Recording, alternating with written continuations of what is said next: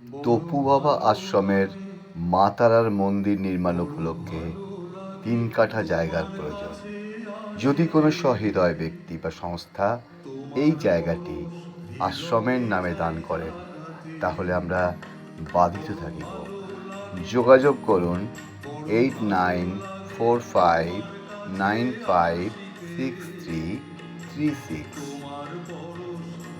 তপু বাবা আশ্রমের মা তারার মন্দির নির্মাণ উপলক্ষে ৩ কাঠা জায়গার প্রয়োজন।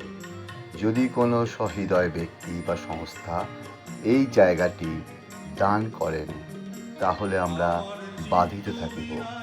আপনারা উপরোক্ত নাম্বারে যোগাযোগ করুন। তপু বাবার আশ্রম,